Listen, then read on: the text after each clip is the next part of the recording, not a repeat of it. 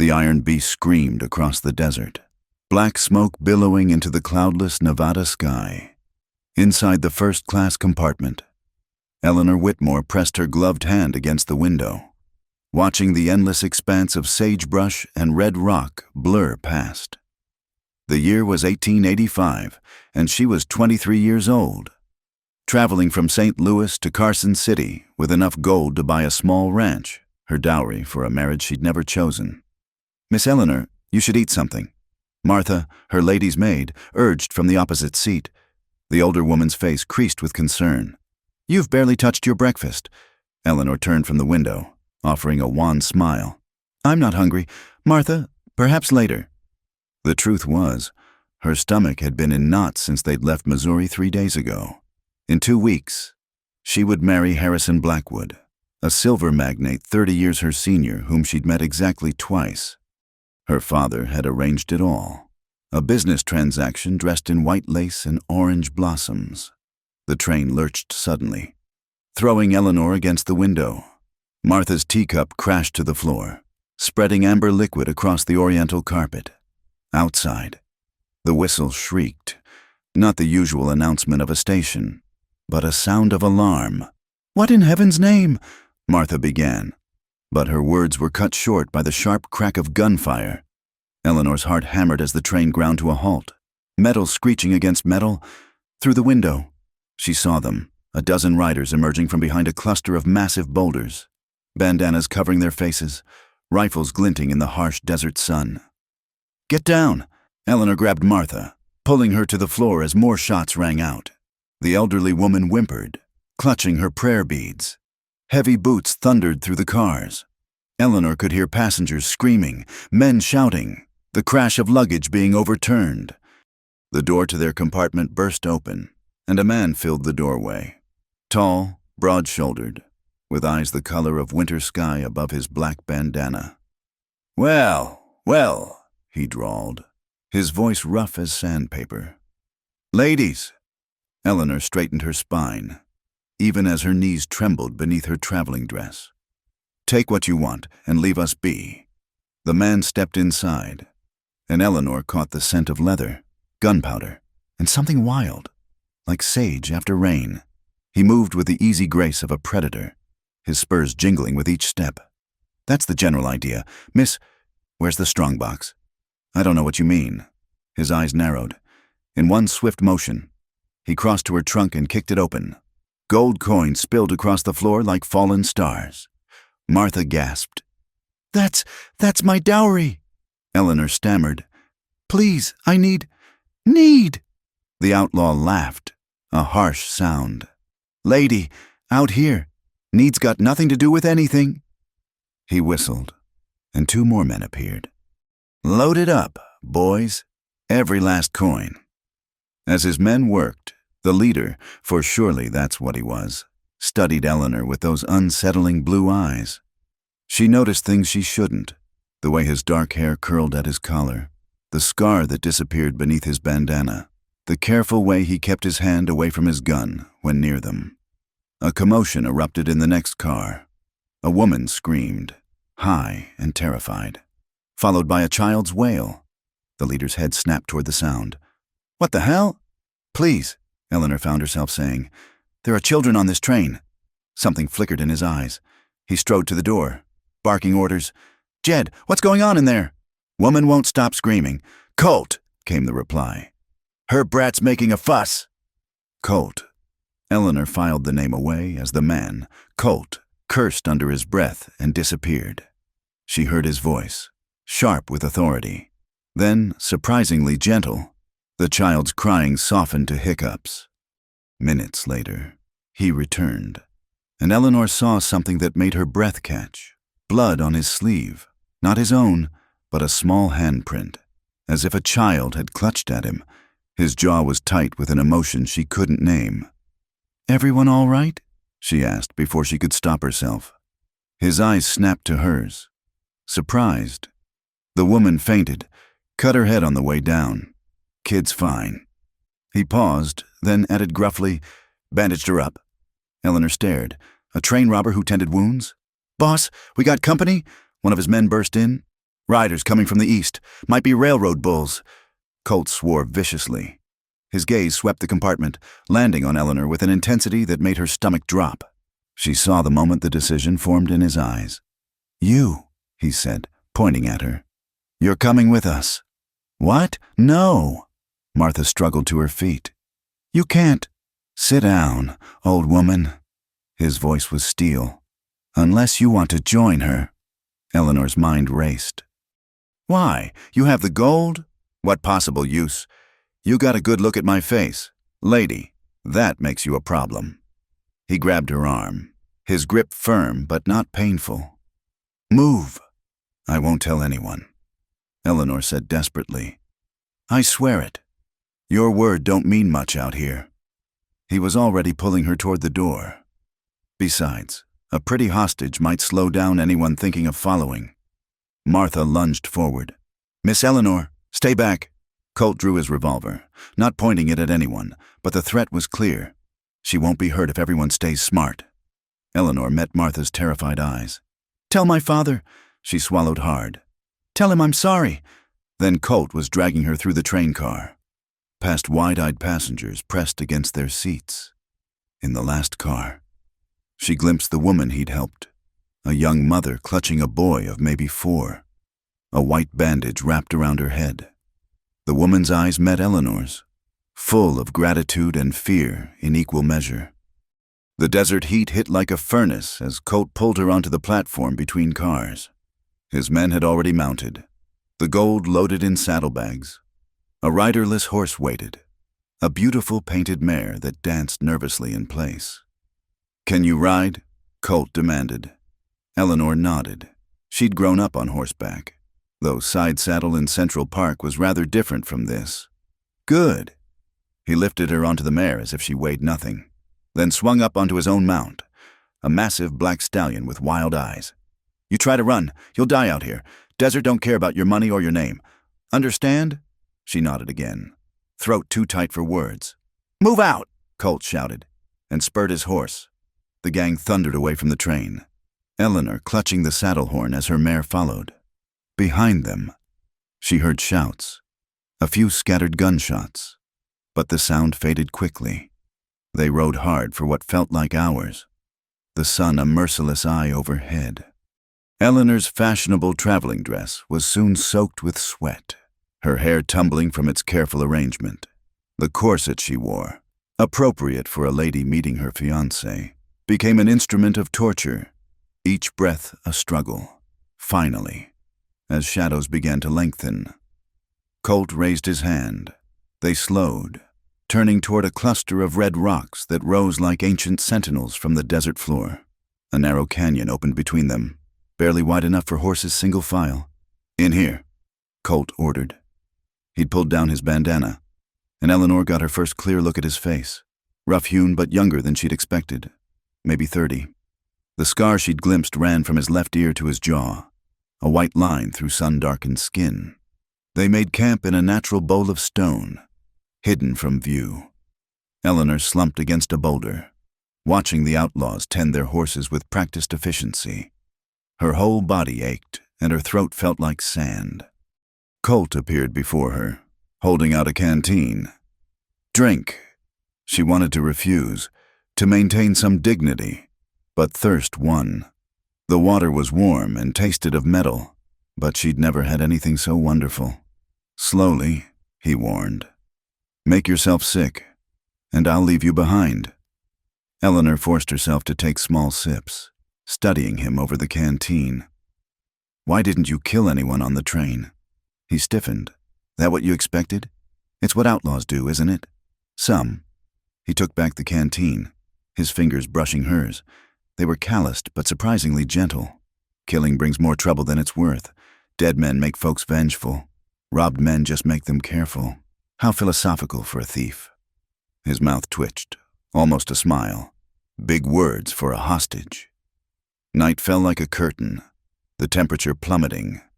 Eleanor shivered in her sweat-damp dress, trying to preserve some warmth. The outlaws built a small fire, roasting some kind of meat that smelled better than it probably was.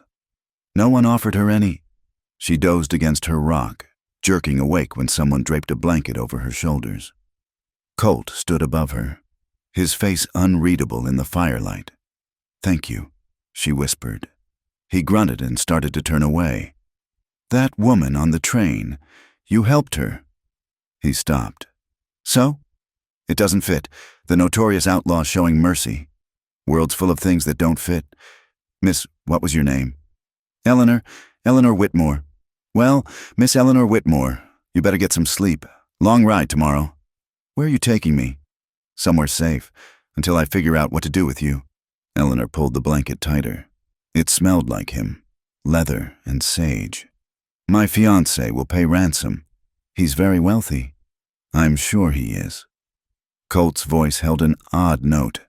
"Man would have to be, to afford you—" Before she could ask what he meant, he was gone, settling on the far side of the fire. Eleanor watched him through the flames, this contradiction of a man who robbed trains but tended wounds, who took hostages but shared his blanket. The stars above were brilliant, countless diamonds on black velvet, somewhere out there. Martha was probably weeping. Her father would receive word by telegraph, his daughter taken by outlaws. Harrison Blackwood would rage about his property being stolen, because that's all she was to him. Property. A transaction. For the first time since leaving St. Louis, Eleanor wasn't sure she wanted to be rescued. As she finally drifted to sleep, she thought she felt eyes on her. But when she looked, Colt was staring into the fire, his profile harsh and beautiful as the desert itself. Lost in thoughts she couldn't begin to guess, the painted mare nickered softly, and somewhere in the darkness, a coyote howled, wild and free and utterly foreign to everything Eleanor had ever known. She closed her eyes and let the strange lullaby carry her under. The outlaw's blanket her only comfort in the vast, indifferent night. The first rays of dawn painted the canyon walls crimson when rough hands shook Eleanor awake. She gasped, disoriented, her body stiff from sleeping on stone. "Time to move," Colt said, already turning away. "Railroad bulls will be tracking us by now." Eleanor struggled to her feet, every muscle protesting. The beautiful traveling dress she'd worn yesterday was ruined, dusty, torn at the hem, stained with sweat. She'd never felt so thoroughly disheveled in her life. The outlaws broke camp with military efficiency. Eleanor watched them work, noting how they scattered the fire's ashes, brushed away tracks, left no trace of their presence. These weren't common thugs. They moved like men who'd learned to survive by being ghosts. "Can't ride in that," Colt said, eyeing her dress with disapproval. He dug through his saddlebags and tossed her a bundle, rough trousers and a work shirt. "Put these on." Eleanor stared at the men's clothing. "I couldn't possibly." "You can and you will." His tone brooked no argument. "That dress will get tangled in the saddle. You fall and break your neck, you're no use to me." She glanced around at the other men, heat rising in her cheeks. "Where am I supposed to—" Colt jerked his head toward a cluster of boulders. "Behind there. You got 2 minutes." Eleanor clutched the clothes and hurried behind the rocks. Her fingers shook as she struggled with the buttons of her dress. The corset was worse. She couldn't reach the laces. After a moment of futile twisting, she gave up on modesty. "I need help," she called, hating how small her voice sounded. Footsteps approached. "What kind of—" Colt rounded the boulder and stopped short. Eleanor stood with her back to him, holding her partially open dress to her chest. "The corset," she said stiffly. "I can't. The laces." For a long moment, there was only the sound of desert wind. Then she felt him move closer, his fingers working at the knots with surprising deftness. His knuckles brushed her spine through the thin chemise, and she shivered. "Why do women wear these damn things?" he muttered. "To look proper," Eleanor replied. "To be what men expect us to be." The laces loosened, and she could finally breathe properly. "There," he said, his voice rougher than before. "Be quick about the rest." He left without another word. Eleanor dressed hurriedly in the strange clothes. The trousers felt scandalous, outlining her legs in a way no lady's garment ever should. But she could move freely. And when she mounted the painted mare, she understood Colt's insistence. They rode hard through the morning, following paths that seemed invisible to Eleanor's eyes. Colt led them through narrow canyons, across dry washes, always climbing higher into the mountains. The desert gave way to scattered juniper and pinon pine. By noon, Eleanor's relief at escaping the corset had faded. Her legs ached from gripping the saddle. Her hands were raw despite her gloves, and the sun beat down mercilessly. She'd long since given up trying to maintain any dignity, focusing only on staying mounted. "Water," someone called, and they stopped beside a small spring bubbling from the rocks. The horses drank greedily while the men refilled their canteens. Eleanor slid from the saddle, her legs nearly buckling. She limped to the spring and knelt, splashing the cool water on her burning face.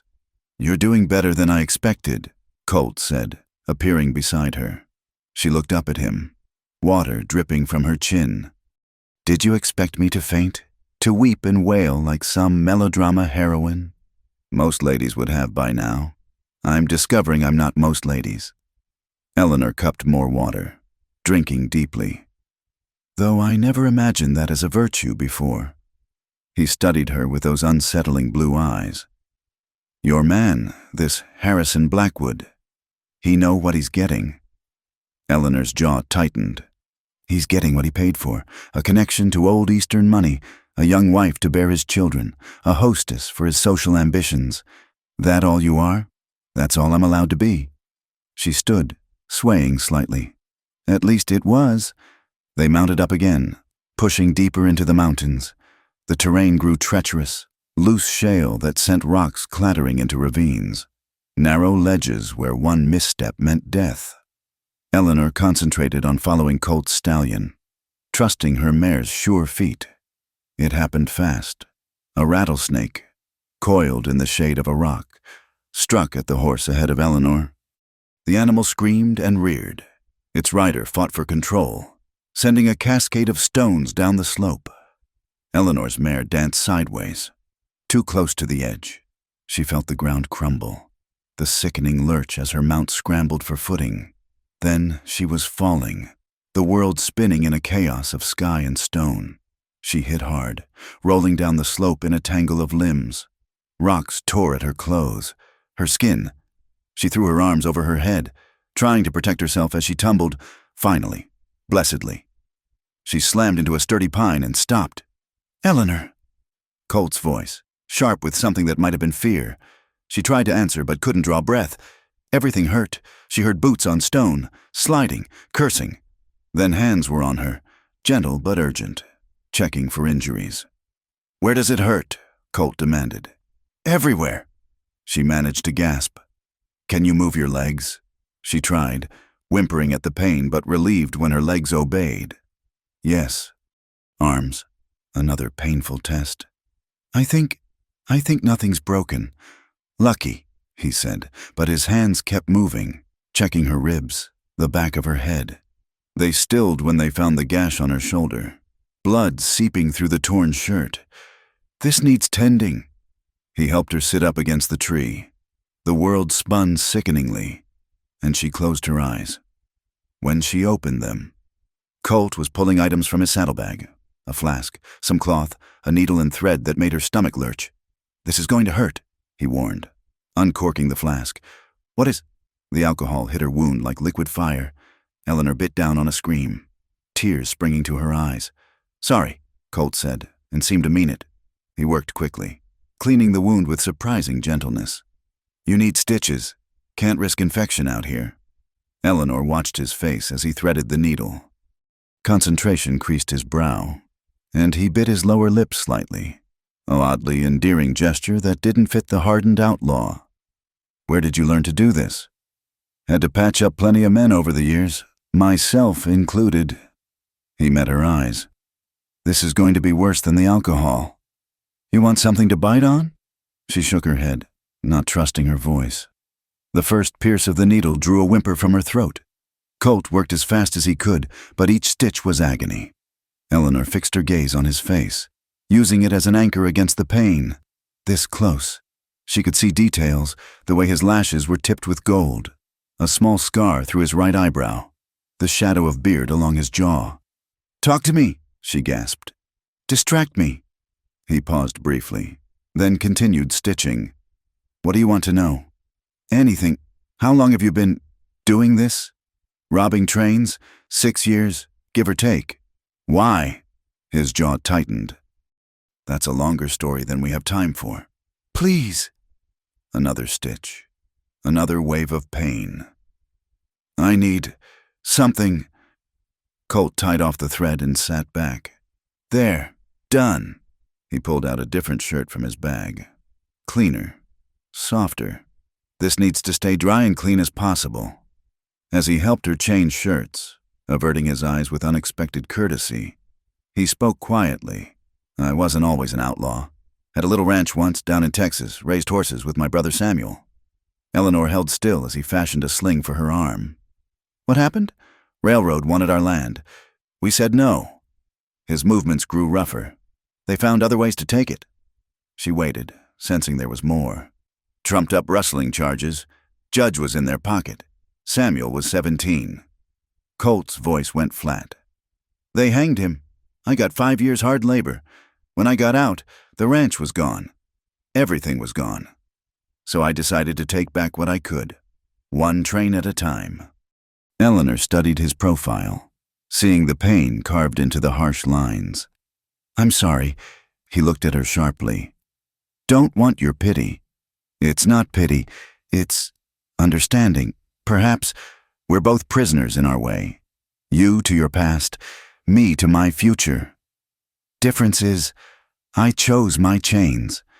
He helped her to her feet. "Can you ride?" Eleanor tested her weight, wincing. "I'll have to, won't I?" They made slow progress after that, Colt setting an easier pace. He stayed close to Eleanor, watching her carefully. She caught him looking several times, something unreadable in his expression. As afternoon wore toward evening, they reached a high meadow surrounded by pine forest.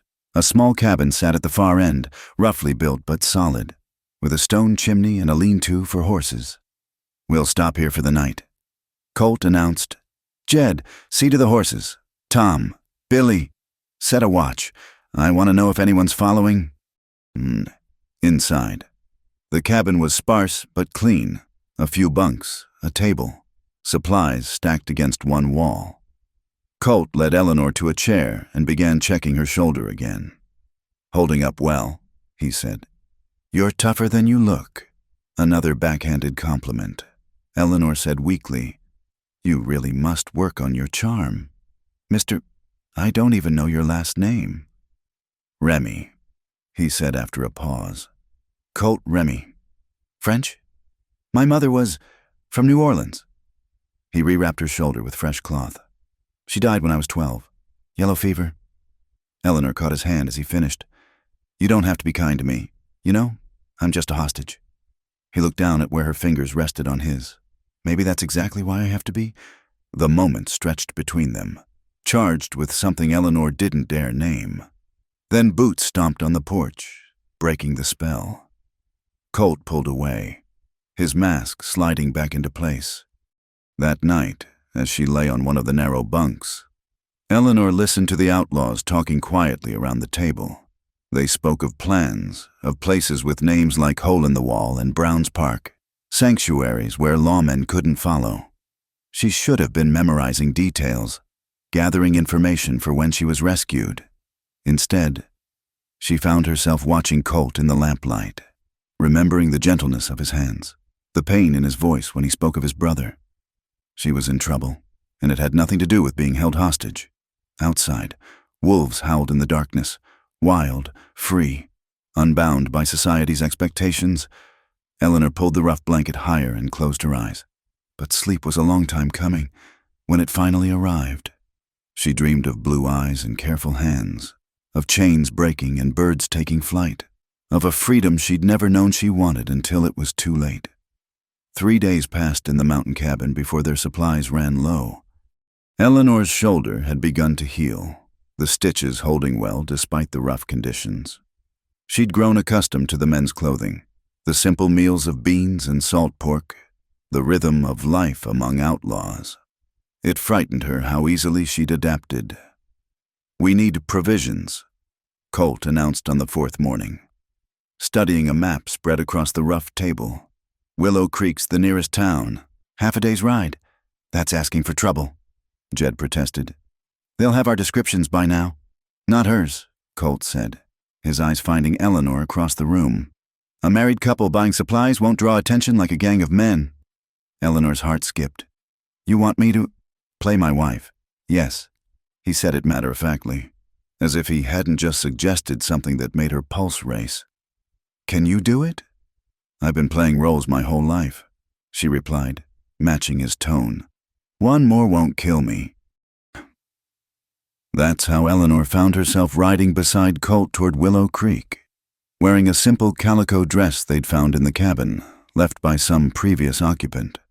Her hair was pinned up respectably, though without a mirror. She could only guess at her appearance. A plain gold band, borrowed from Tom, who kept his late wife's ring, circled her finger. "Remember," Colt said as the town came into view. "We're homesteaders, married 2 years, coming in from our claim for supplies." "What's my name?" "Keep it simple. Eleanor's common enough. Eleanor Remy." He glanced at her. "That sit right with you?" The sound of his surname attached to hers did strange things to her insides. "It's just pretend," she said, as much to herself as to him. Willow Creek was larger than she'd expected. A proper main street with false-fronted buildings, a hotel, 2 saloons, and a white-steepled church. Colt helped her down from her horse in front of the general store, his hands lingering at her waist. "Smile," he murmured. "You're supposed to be happy." Eleanor forced her lips to curve as they entered the store. The proprietor, a round man with graying whiskers, looked up from his ledger. "Afternoon, folks. What can I do for you?" "Need to stock up," Colt said, his entire demeanor changing. Gone was the dangerous outlaw. In his place stood a tired rancher, shoulders slightly stooped, voice mild. "Been a lean month out at our place." Eleanor marveled at the transformation as she moved through the store. She selected items they needed: flour, coffee, ammunition disguised among farming supplies. When she reached for a bolt of fabric, Colt appeared at her shoulder. "Pretty," he said, loud enough for the shopkeeper to hear, "but we can't afford it, darlin'." The endearment, even feigned, sent warmth through her. Eleanor set down the fabric with apparent reluctance. "You're right, of course. Maybe next time. That's my practical girl." Colt's hand settled at the small of her back, possessive and familiar. They were almost done when the door chimed. 3 men entered, trail-worn, armed, with the unmistakable bearing of lawmen. Eleanor's breath caught, but Colt's hand pressed harder against her back, steadying her. "Afternoon, Marshal," the shopkeeper called. "Find who you're looking for?" "Not yet," the lead man replied. His eye swept the store, pausing on Colt and Eleanor. "But we will. Train robbers can't hide forever." Eleanor felt Colt tense beside her, though his expression remained placid. She did the only thing she could think of, stepped closer to him, laying her hand on his chest in a wifely gesture. "Those awful men," she said, letting a hint of Missouri creep into her voice. "I read about that robbery in the newspaper, taking that poor girl hostage. I do hope she's all right." The marshal's attention sharpened. "You folks hear anything out your way? We think they headed into the mountains." Nothing but coyotes and wind," Colt replied. His arm came around Eleanor's waist, natural as breathing. "Keep the rifle loaded just in case, though can't be too careful with desperados about." "Smart man." The marshal tipped his hat to Eleanor. "Ma'am, you folks take care now." They completed their purchases in tense silence. Eleanor's hands trembled as she helped load the supplies into saddlebags. Not until they were mounted and riding casually out of town did she dare to breathe properly. "That was too close," she said once they'd cleared the town limits. "You did good," Colt replied. "Real good. That bit about reading the newspaper was clever." "I wasn't trying to be clever. I was terrified." Couldn't tell. He glanced at her, something like admiration in his eyes. You're a natural liar, Mrs. Remy. The false name stung more than it should have. They rode in silence for a while, following a different trail back to avoid any followers. The sun was setting when Colt suddenly veered off into a grove of cottonwoods. "What are you doing?" Eleanor asked. "Giving us a reason to be delayed." He dismounted near a small clearing. "If anyone saw us leave and wonders why we took so long getting home." Eleanor slid from her saddle, confused. What reason could... She stopped, heat flooding her cheeks as understanding dawned. "Oh, newlyweds might stop for, privacy," Colt said, not meeting her eyes. "We'll rest the horses, eat something, wait for full dark." They unpacked food in awkward silence, bread and cheese from town, infinitely better than their usual fare. Eleanor found herself studying Colt in the fading light, the way it caught in his dark hair, highlighted the planes of his face. "Why did you really become an outlaw?" she asked suddenly. "It can't just be about revenge." He looked up from the piece of bread he was tearing apart. "Can't it? You could have started over, gone somewhere they didn't know you, built a new life." "With what?" Bitterness crept into his voice. "I came out of prison with nothing but the clothes on my back and a dead brother to bury. No money, no land, no prospects, and a reputation as a rustler, even though I never stole a damn cow in my life." Eleanor moved closer, drawn by the pain in his voice. "So you decided to become what they said you were." "I decided to take back what was taken from me. Every train I rob carries goods bought with blood money. Money that destroyed families like mine." He laughed harshly. "Noble, isn't it? Like some penny dreadful hero." "I think," Eleanor said carefully, "that we all tell ourselves stories to justify our choices. Mine was that marrying Harrison was my duty to my family, that sacrificing my happiness would ensure theirs. And now? Now I'm sitting in the dark with a wanted man, wearing his ring, and I can't remember why that duty seemed so important." The words hung between them, heavy with implication. Colt stood abruptly, pacing to the edge of the clearing. Eleanor followed, unable to stop herself. "This is dangerous," he said without turning. "I know. Not the marshals. This..." He gestured between them. "You're engaged. I'm taking you back as soon as it's safe. To a man I don't love, a life I don't want." He spun to face her. "You think this is what you want? Running, hiding, never knowing if today's the day they catch up? You'd give up everything for that?" "I'd give up everything for the right to choose." The words burst out of her, years of frustration finally finding voice. "You talk about prison. I've been in one my whole life, told what to wear, how to speak, who to marry. At least your chains are visible." She was crying now, angry tears she'd held back for too long. Colt reached for her, then stopped, his hand hovering uncertainly. "Eleanor, I played your wife today," she continued, dashing at her tears.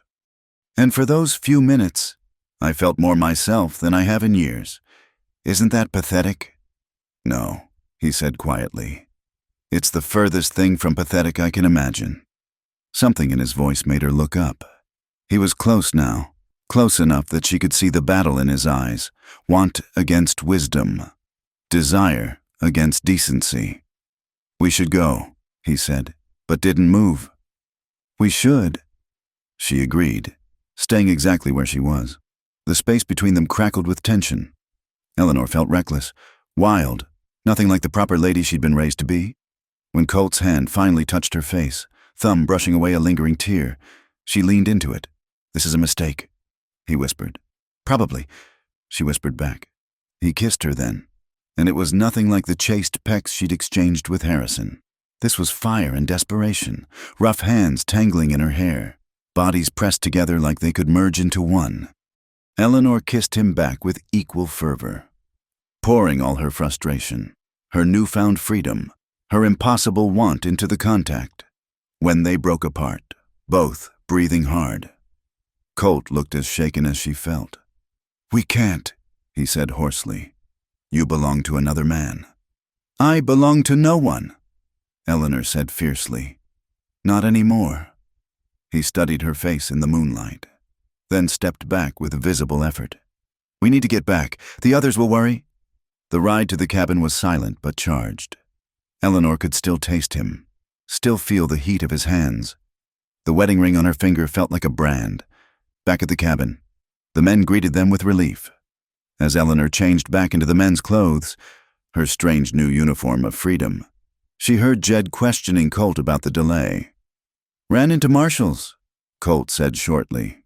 Had to take the long way back. Eleanor emerged to find Colt watching her. His expression closed off once more. But she'd seen beneath the mask now, felt the man underneath. As she settled onto her bunk for the night, she knew everything had changed. In the darkness, she touched her lips, still tender from his kiss.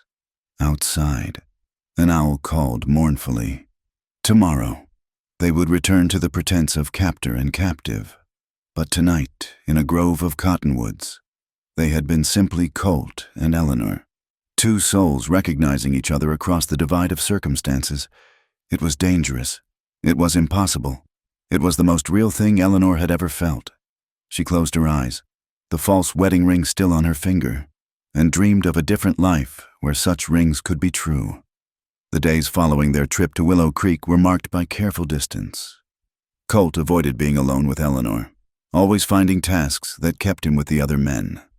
She understood why. Their kiss had shifted something fundamental between them, made the precarious situation even more dangerous. But understanding didn't ease the ache of watching him retreat behind his outlaw's mask. A week later, dark clouds gathered over the mountains, promising the kind of storm that could trap men for days. The outlaws worked to secure everything, bringing the horses into the lean-to, checking the cabin's roof for weak spots. This'll be a bad one, Tom predicted, studying the sky. Seen clouds like that before. We best hunker down. By evening, the temperature had plummeted. Rain began as a gentle patter, then built to a roar. Thunder crashed overhead, lightning illuminating the forest in stark, momentary brilliance. The cabin, sturdy as it was, groaned under the assault of wind. At least no one will track us in this, Jed said. Dealing cards by lamplight? Eleanor sat near the fire, trying to read a worn book someone had left behind. But the words blurred together, her attention constantly drawn to Colt cleaning his rifle at the table. The careful way he avoided looking at her was almost louder than words. Near midnight, the storm intensified. Rain turned to sleet, hammering the roof like bullets. A particularly violent gust shook the entire structure, and somewhere outside, a tree cracked and fell with a thunderous crash. Damn, Billy muttered. Hope that didn't block the trail. Eleanor shivered despite the fire. Her shoulder ached, the wound mostly healed but sensitive to weather changes. She had been cold for hours, the single blanket on her bunk insufficient against the mountain chill. I'm turning in, she announced, though sleep seemed impossible with the storm's fury. In the small room that served as her quarters, really just a corner sectioned off with a hanging blanket, Eleanor changed into the driest clothes she had. Everything felt damp, the cold seeping through the walls. She bundled into her bunk, pulling both her blanket and coat over herself, but couldn't stop shivering. Time passed. An hour, maybe two. The storm showed no signs of abating. Eleanor's teeth chattered as she curled tighter, trying to conserve warmth. Pride kept her from calling out, from admitting weakness. Then the curtain moved, and Colt stood silhouetted in the doorway. You're shaking the whole damn cabin, he said quietly. I'm fine, Eleanor managed through chattering teeth. Like hell. He moved closer, and she could see he carried extra blankets. You'll catch your death. Since when do you care? He stopped at that, jaw tightening. Move over. What? Body heat's the best way to warm up. Now move over before you freeze solid. Eleanor knew she should refuse, knew this was dangerous territory.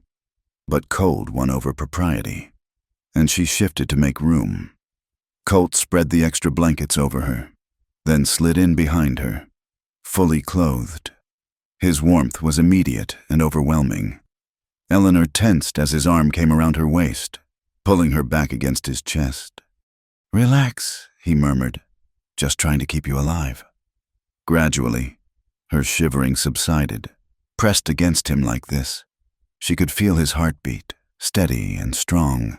His breath stirred her hair.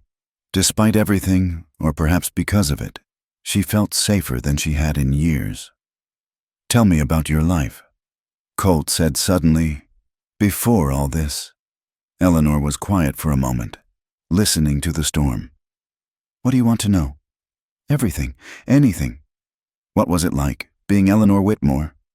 So she talked, told him about growing up in the mansion on Fifth Avenue, about French tutors and piano lessons, about balls where she danced with men who saw only her father's fortune. She spoke of her mother, dead when Eleanor was 12, and how her father had grown cold afterward, viewing his daughter as an asset to be managed rather than a child to be loved. "I had everything," she said softly, "and nothing at all." "I had nothing," Colt replied, "and everything that mattered until they took it." Eleanor turned in his arms to face him. In the darkness, she could barely make out his features, but his eyes caught what little light there was. "Tell me about Samuel," she said. Colt's arm tightened around her. "Sam was everything good, smart as a whip, could gentle any horse ever born. He laughed at everything, even my bad jokes." His voice roughened. "He trusted me to protect him. I failed. It wasn't your fault, wasn't it? I was the one who said no to selling. If I'd just taken their offer, then they would have found another family to destroy. Men like that don't stop." Eleanor laid her hand on his chest, feeling his heart race beneath her palm. "You can't carry this guilt forever. Colt." "Can't I?" His hand covered hers, holding it against his heart. "What else do I have? A future, a choice to be more than what they made you." Pretty words from a pretty mouth, but his tone held no mockery. "What about you? What happens when I take you back?" Eleanor was quiet so long he thought she might have fallen asleep. Then, "I used to dream about my wedding. White dress, orange blossoms. Everyone watching me walk down the aisle. Now the thought makes me feel like I'm drowning. You could run, disappear, start over somewhere. With what? I have no money of my own.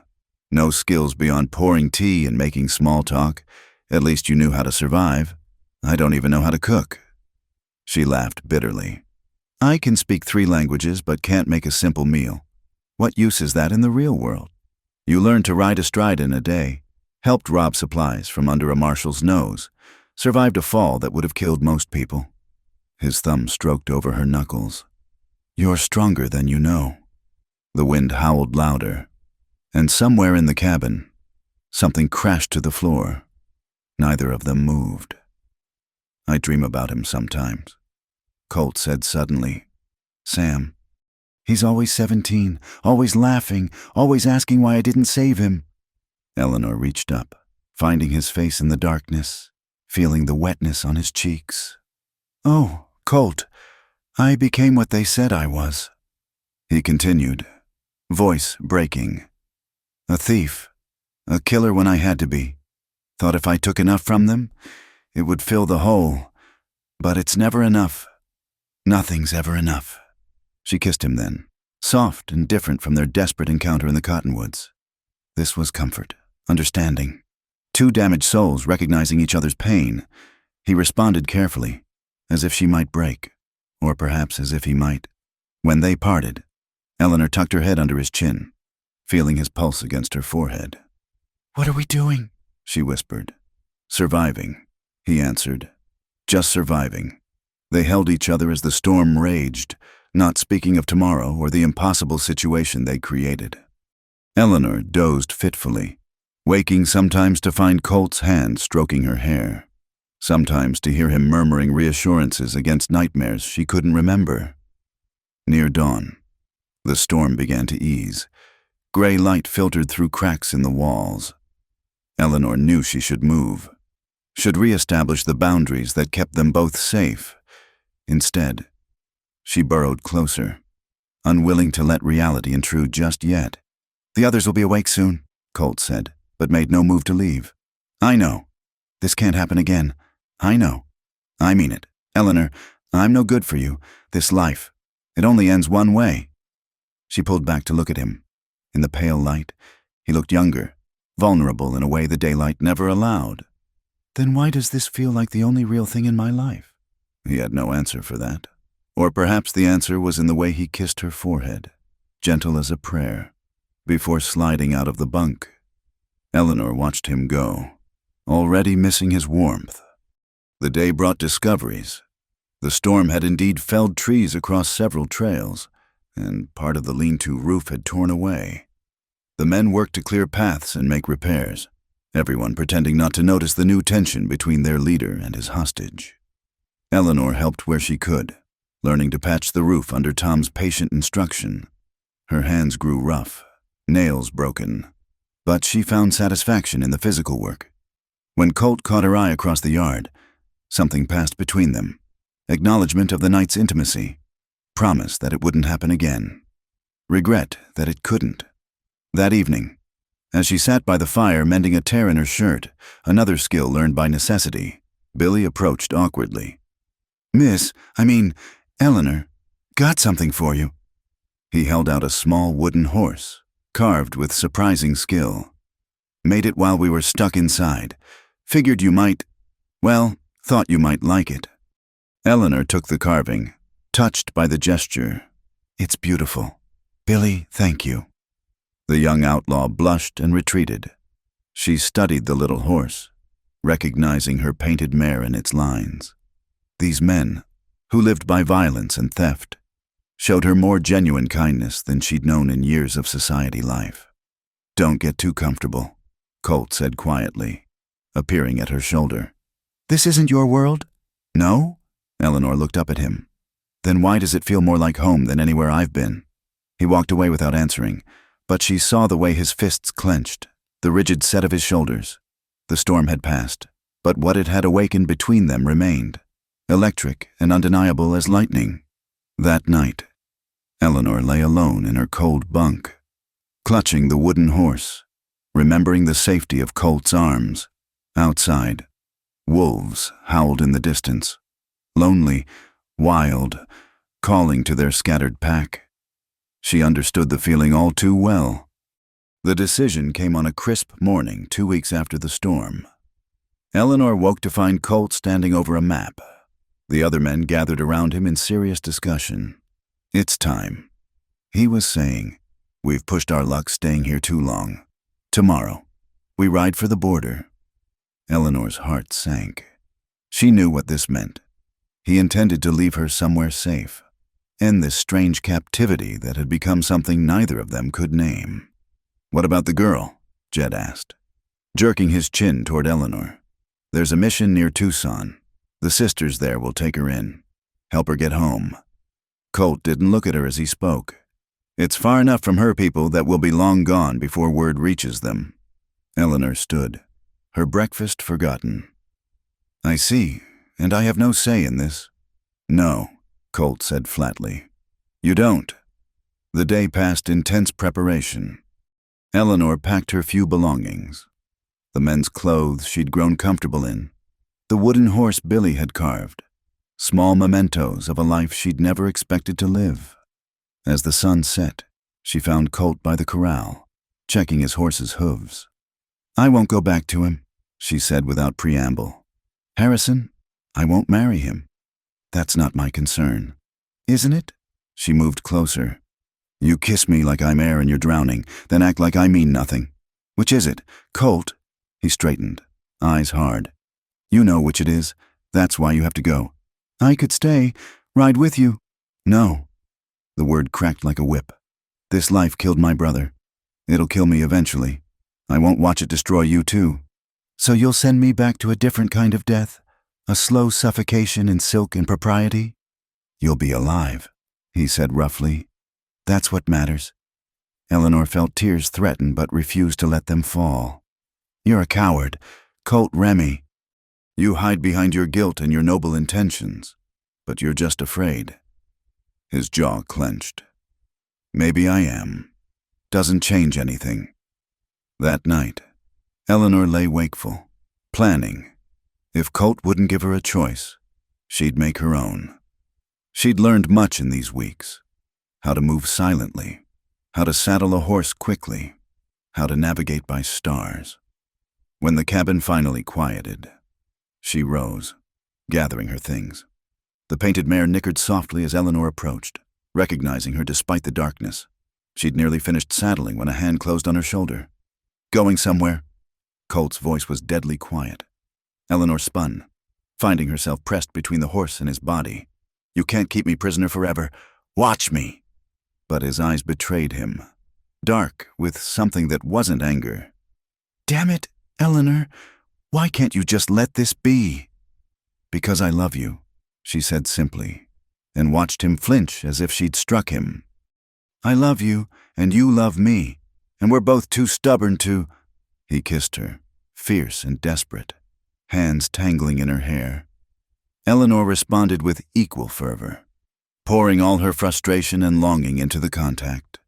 When they broke apart, both breathing hard, she saw her own anguish reflected in his eyes. "You think I don't want you with me?" he said hoarsely. "You think I don't lie awake imagining a life where I could give you everything? But I can't. I'm a dead man walking. Eleanor, one day, maybe tomorrow, maybe next year, they'll catch up to me, and I won't drag you down too." Before she could respond, shouts erupted from the cabin. Gunfire cracked through the night air. Colt shoved Eleanor behind the horse, drawing his weapon. "Stay down," he ordered, then ran toward the chaos.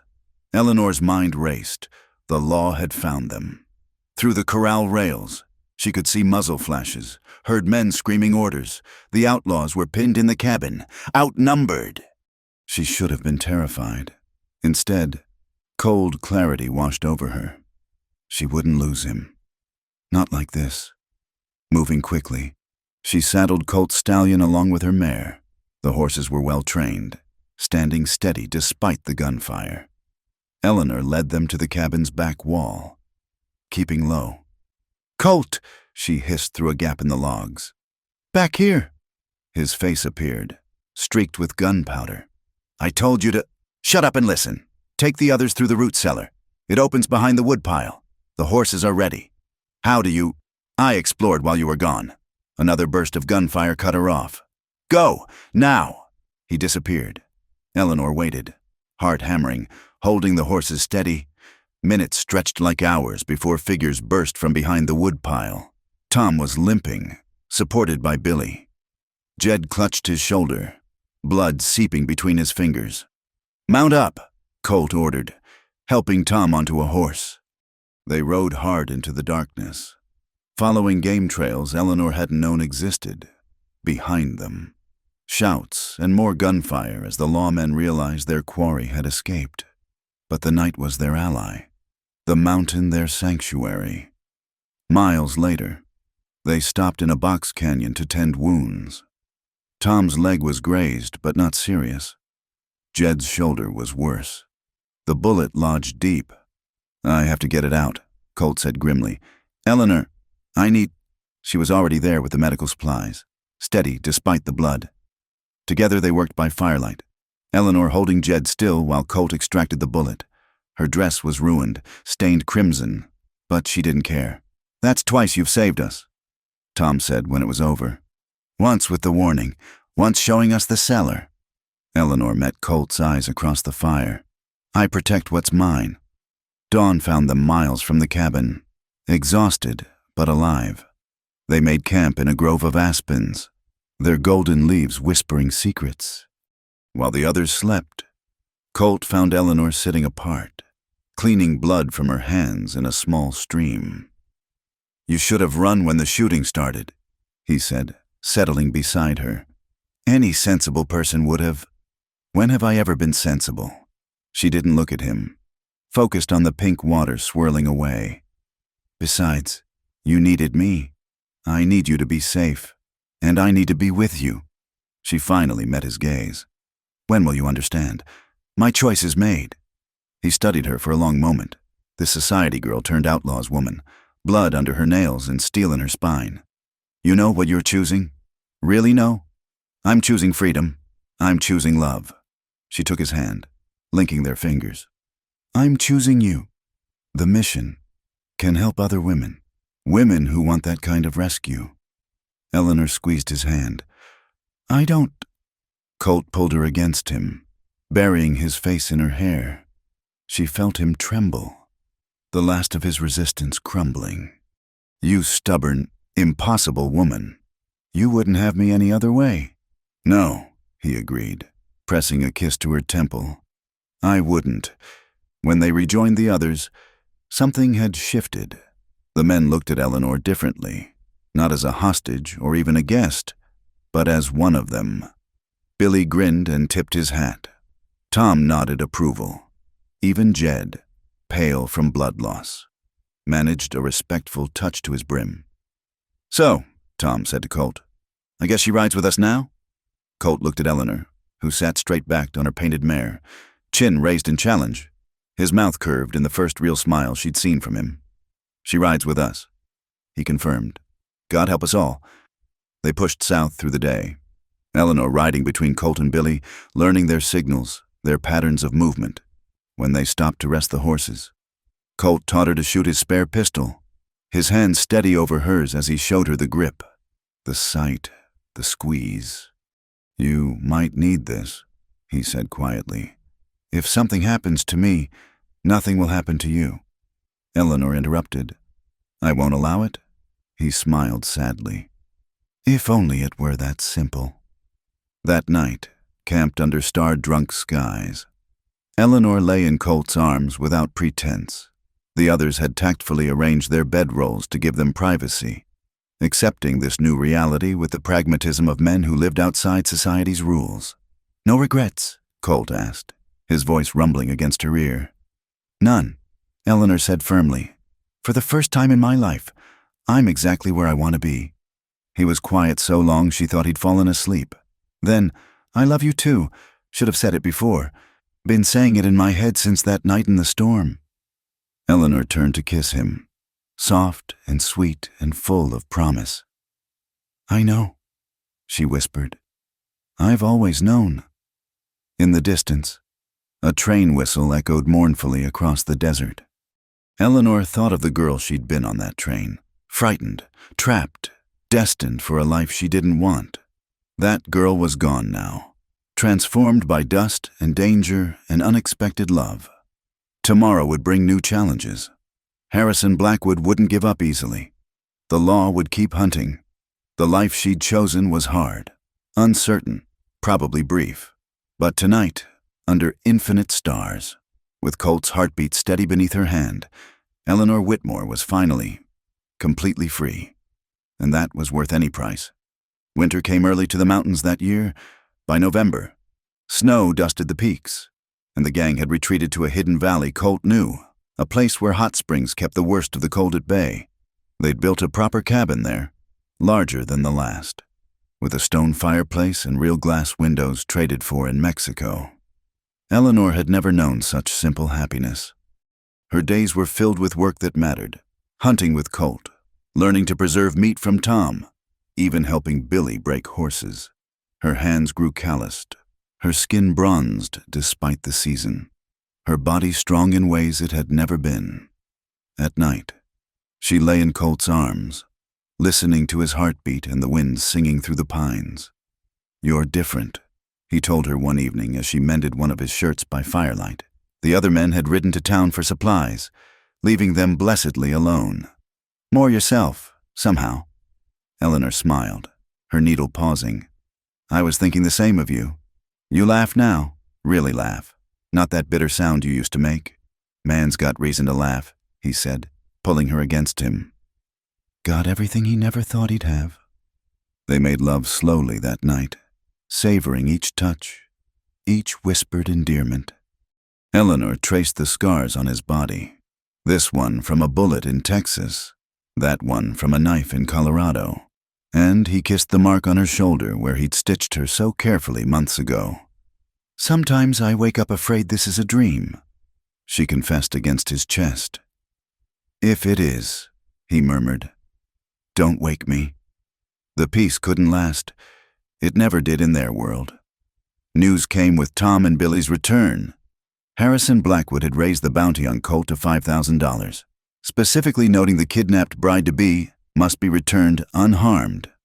Worse, he'd hired Pinkerton detectives, men who wouldn't give up like local lawmen might. "We should run," Jed argued that night. "Head for South America. I hear Argentina's good for men like us." "Running forever," Colt said quietly, his eyes finding Eleanor across the room. "That what you want?" She moved to his side, taking his hand. "I want to be with you. The where doesn't matter." But she could see the weight settling on his shoulders again, the guilt that never fully left him. That night, he held her too tightly, as if trying to memorize the feel of her.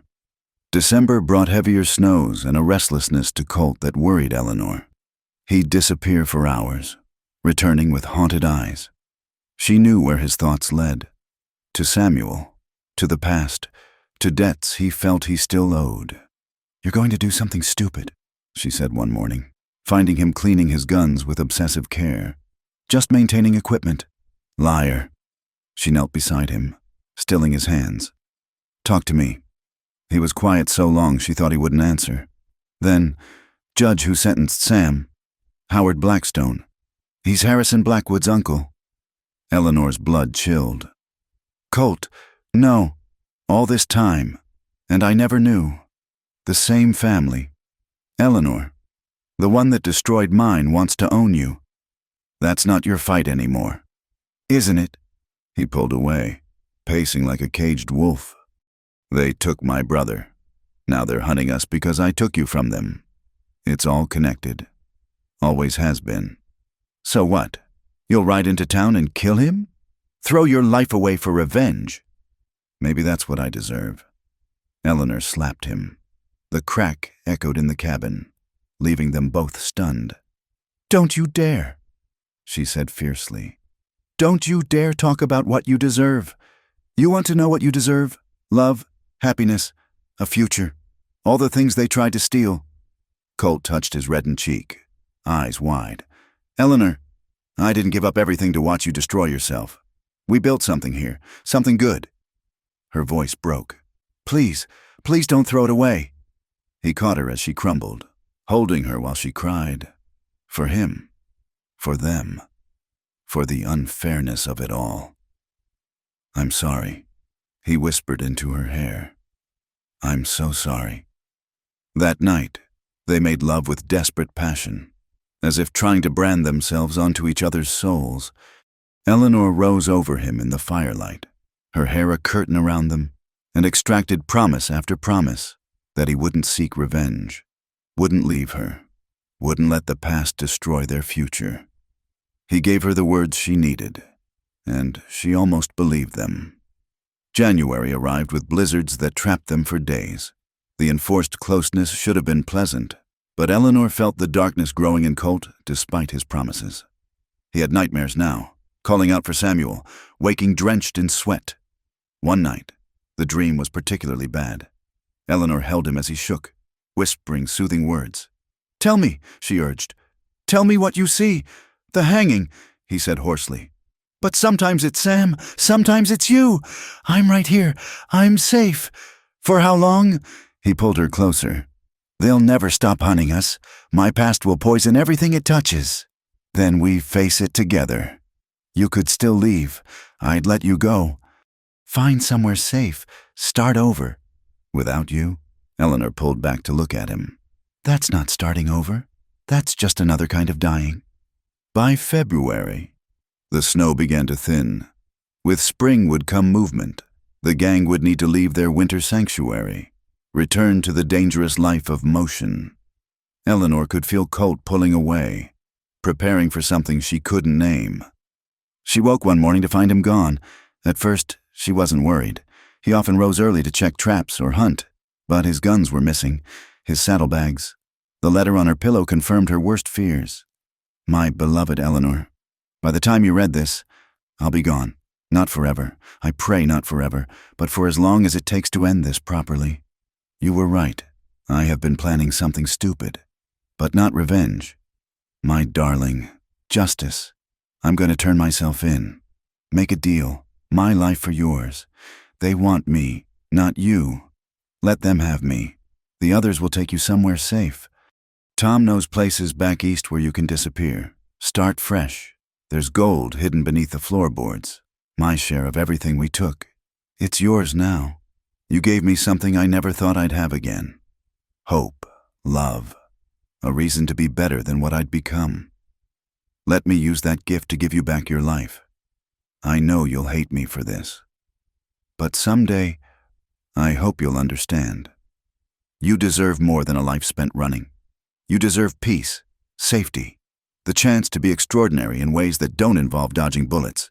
Thank you for these months. They were worth 10 lifetimes. All my love. Colt Eleanor read it twice, then crumpled the letter with a sound somewhere between a sob and a scream. "Damn you," she whispered. "Damn you, Colt Remy."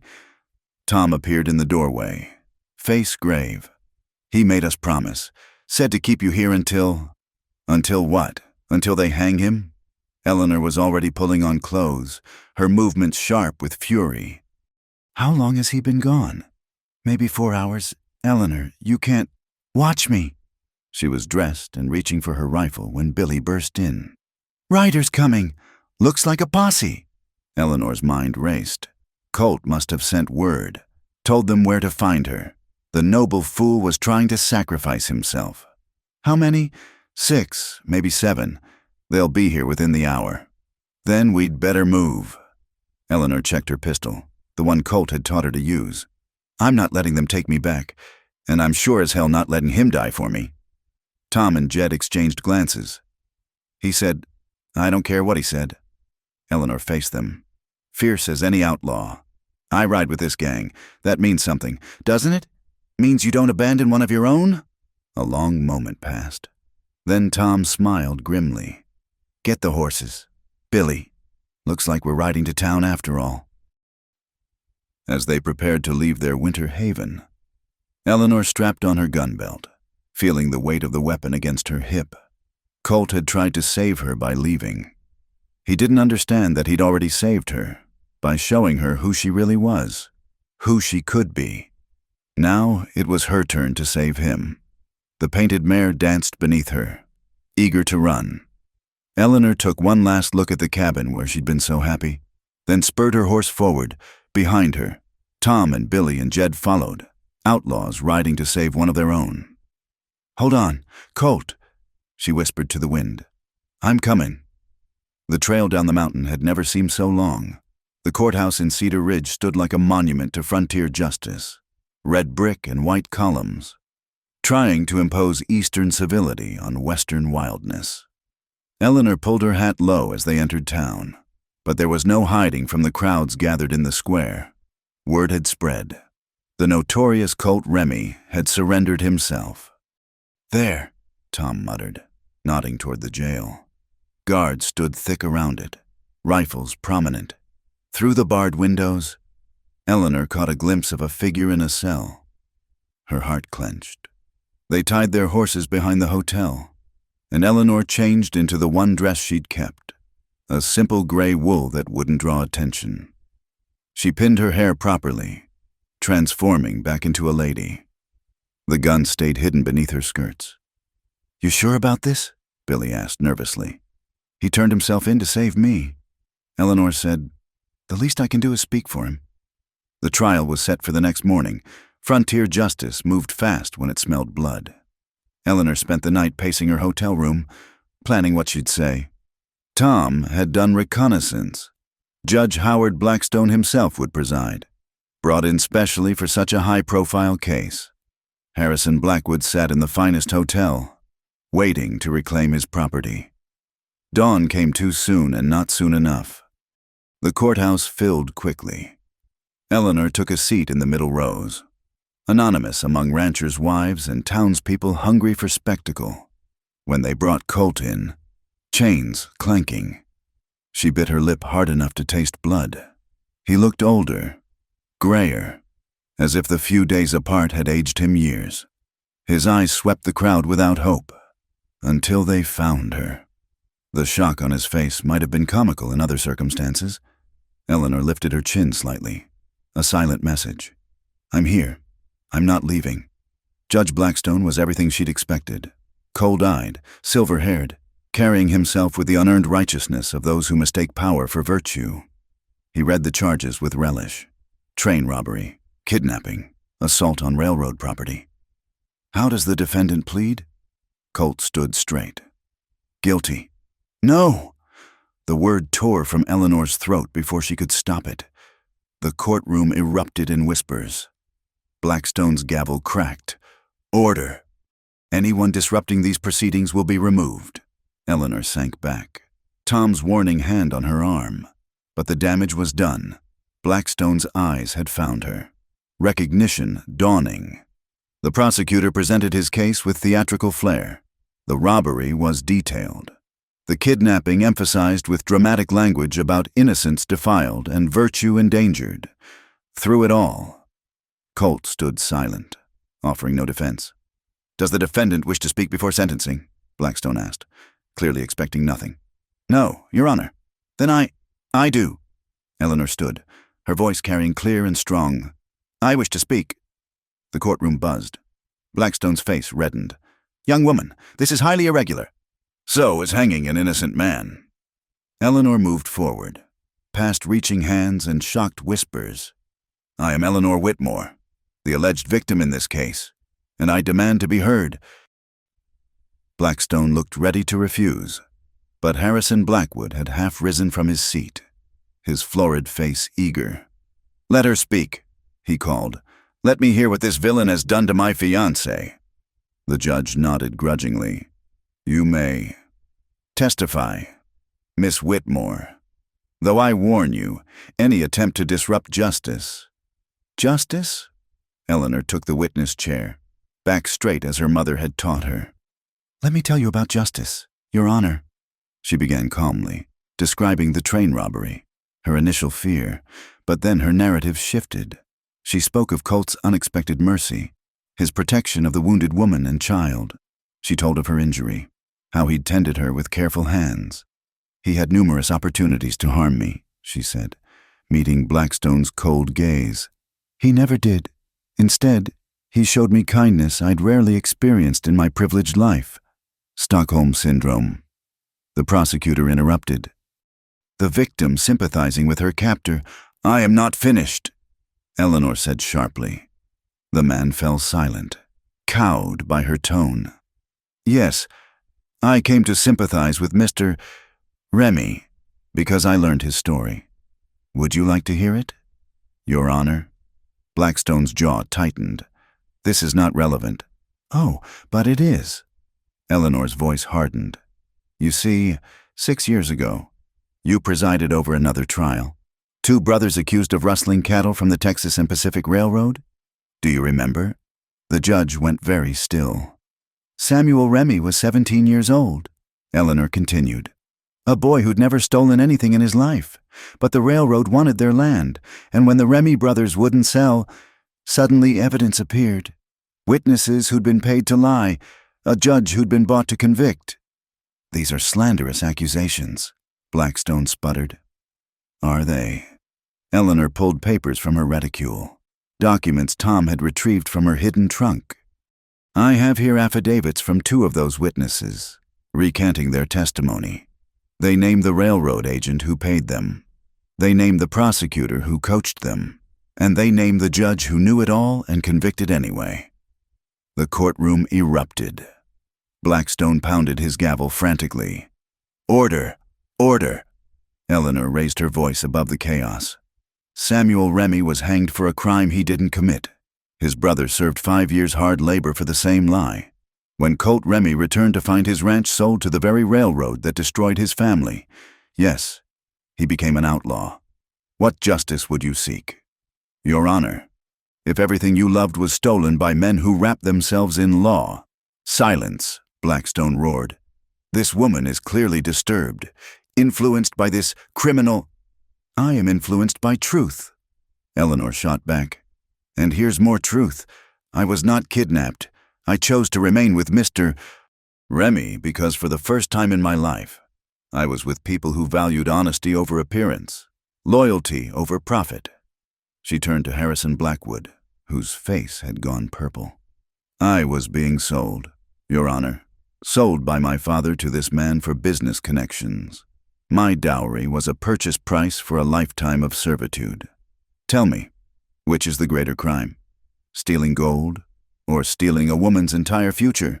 You dare— Blackwood started forward, but Tom and Billy blocked his path. I dare, Eleanor said quietly. I dare because Colt Remy taught me to. He showed me I was more than property to be traded, more than a pretty ornament for a rich man's arm. He treated me as an equal, a partner, a woman of worth beyond my father's bank account. She stood, addressing the packed courtroom. You want to hang him for robbing trains?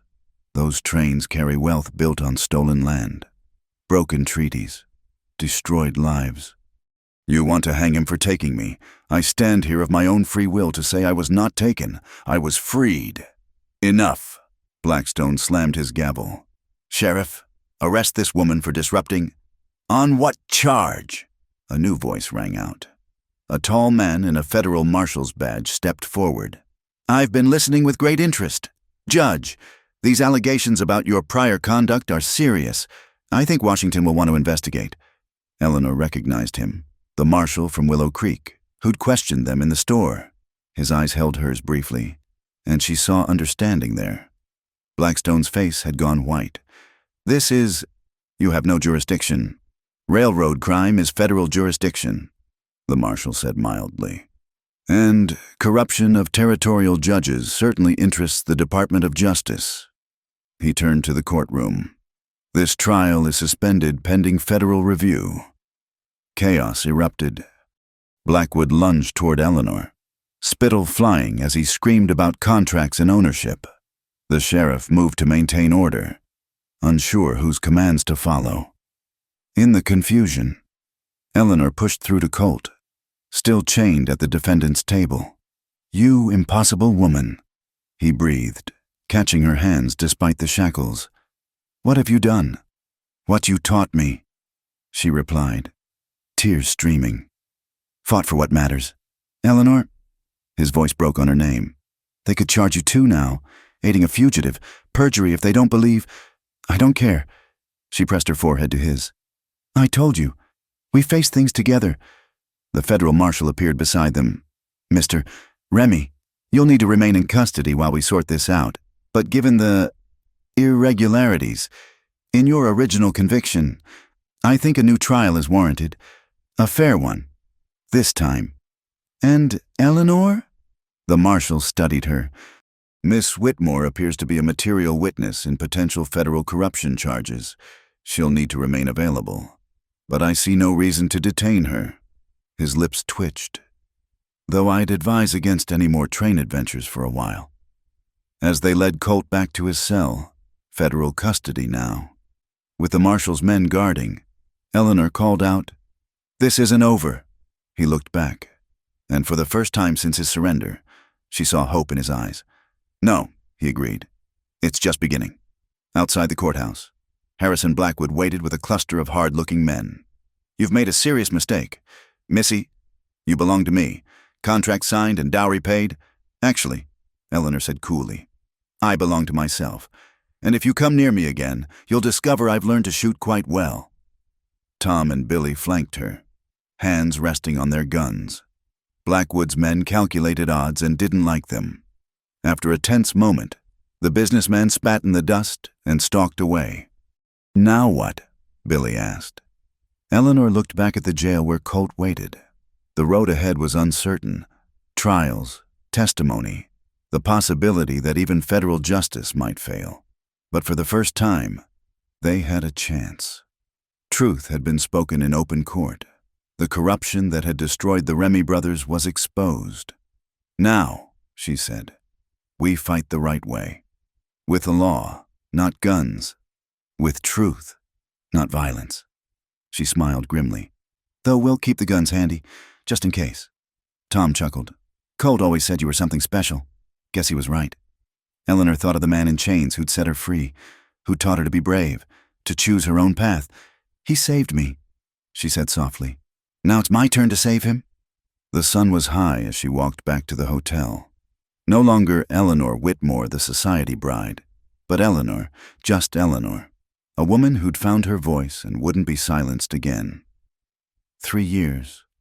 3 years of letters written in careful script, sent to the territorial prison where Colt served his reduced sentence. 3 years of building a new life while waiting for an old love to return. Eleanor stood on the porch of her small ranch, shading her eyes against the Nevada sun. The vegetables in her garden grew green despite the arid soil. She'd learned patience, coaxing life from difficult ground. The horses in the corral nickered, recognizing her step.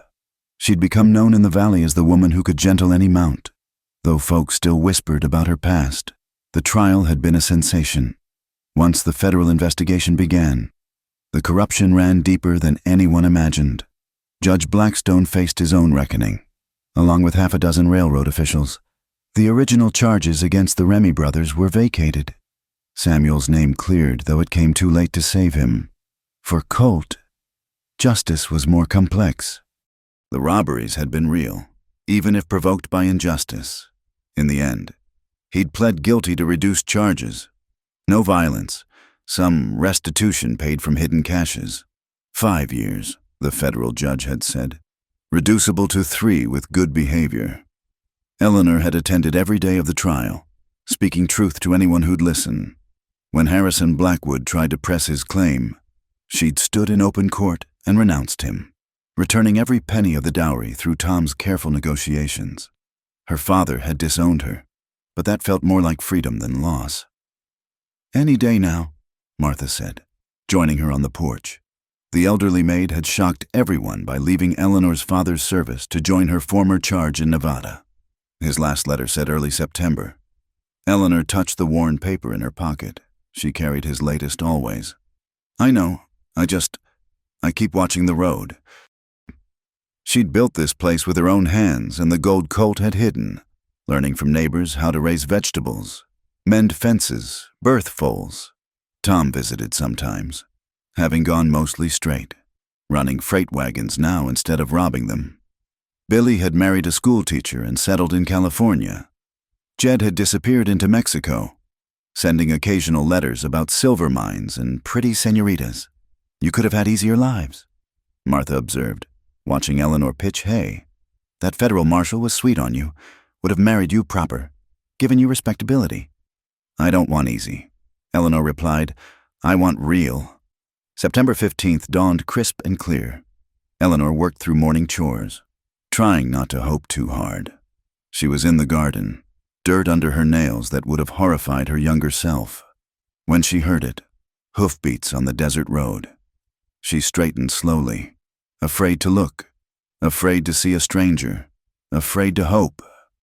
The rider crested the small hill, and Eleanor's knees nearly buckled, thinner than before, gray threading his dark hair, but unmistakably him. Colt reined in at the gate, dismounting with the careful movements of a man relearning freedom. They stood frozen, 20 feet and 3 years between them. Then Eleanor was running, vegetables forgotten, dignity abandoned. He caught her as she leaped, spinning her around while she laughed and cried simultaneously. "You're here," she gasped. "You're really here. Told you I'd come back." His voice was rough with emotion.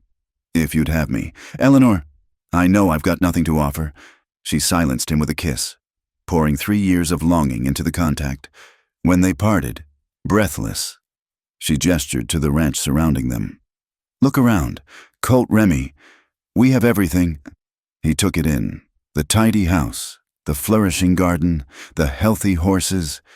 "You did all this?" "I told you I'd learn." She laced their fingers together. "Though I still burn biscuits sometimes." "I can cook," he offered, then grew serious. "Eleanor, are you sure? I'm still a convict. Folk will talk. Let them." She touched his face, tracing new lines carved by time and hardship. "I've been Eleanor Remy in my heart for 3 years. Maybe it's time to make it true?" His eyes widened. "Are you proposing to me?" "Someone has to." she said archly. "Unless you're planning to make an honest woman of me?" Instead of answering, Colt dropped to one knee right there in the dusty yard. "Eleanor Whitmore, you saved my life in every way that matters. Would you do me the honor?" "Yes," she interrupted. "Yes to everything. Always yes." He rose and kissed her again, sealing promises that needed no witnesses but the desert wind. They married a week later in the small church in town. Tom stood as best man, Martha as matron of honor. The federal marshal who'd helped secure Colt's fair trial attended, tipping his hat with good grace to the woman who'd chosen a reformed outlaw over him. Even some neighbors came, curiosity overcoming scandal. Eleanor wore her mother's dress, altered to fit and yellowed with age, but precious for its history. Colt wore his one good suit, bought with wages from prison labor. When the preacher pronounced them wed, the kiss they shared held years of separation, pain transformed to joy. That night, in the house Eleanor had prepared for this moment, they came together with gentle reverence. 3 years had changed them both, suffering leaving its marks. But love remained, stronger for being tested. "I used to dream about you," Colt confessed in the darkness. "Every night in that cell, afraid I'd come back to find you'd moved on." "Never," Eleanor said firmly. "I told you once, my choice was made. I meant it." They built their life carefully, day by day. Colt's skill with horses drew customers despite his past. Eleanor's vegetables fed not just them but neighbors who traded goods, and gradually, acceptance. The ranch grew, modest but sufficient. Sometimes lawmen stopped by, checking on the reformed outlaw. Colt bore it with patience, understanding the price of his choices. Eleanor served them coffee and cake, dignified as any society hostess, until they learned to see what she'd always seen, a man who'd lost his way and found it again. Years passed. The Wild West began its slow transformation. Railroads bringing civilization whether folks wanted it or not. The old outlaw haunts became tourist curiosities. Men like Colt became legends, their reality softening into myth. But in a small ranch in Nevada, reality continued. Eleanor learned to birth foals and bake bread. Colt taught young men to gentle horses without breaking their spirits. They took in strays, both animal and human, offering second chances to those who'd lost their way.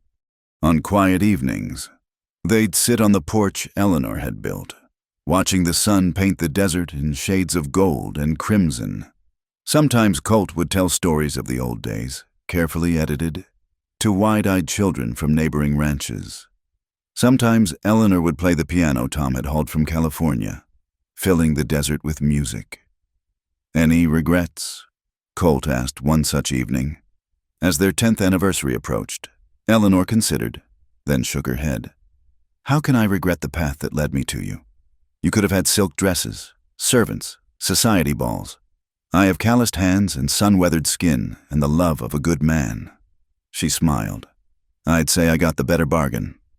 He pulled her close, pressing a kiss to her graying hair. "How did I get so lucky?" "It wasn't luck," Eleanor said softly. "It was choice. We chose each other, against all odds and reason. We chose love over safety, truth over comfort." "And you?" he asked. "If you could go back to that train, knowing everything that would follow, the danger, the pain, the years apart, would you still come with me?" Eleanor didn't hesitate.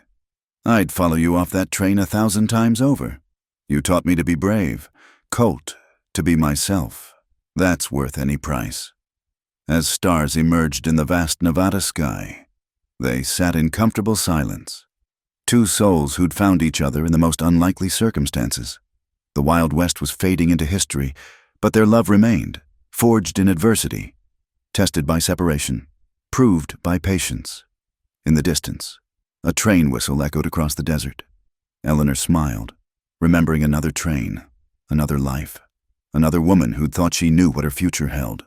That woman was gone, transformed by dust and danger and unexpected love into someone stronger, truer, free. "I love you," she told the man beside her, words worn smooth by repetition but no less meaningful. "And I love you," he replied. My fearless Eleanor, yesterday, today, and all the tomorrows God grants us. The moon rose full and bright, blessing the small ranch where a reformed outlaw and a runaway bride had built their unlikely happy ending. It wasn't the life either had planned, but it was theirs, chosen freely, lived fully, loved fiercely, and in the end, that made all the difference. Thank you for listening to this Wild West love story. I hope Eleanor and Colt's journey touched your heart as it did mine. Where are you listening from today? Please leave a comment below and let's connect across the miles, just as our lovers connected across impossible odds. Don't forget to subscribe to From Wild West channel and share your thoughts about their story. Did you believe in their love? What was your favorite moment? Your comments mean the world to me, and I read every single one. Until our next adventure in the untamed frontier, keep your hearts wild and your dreams free.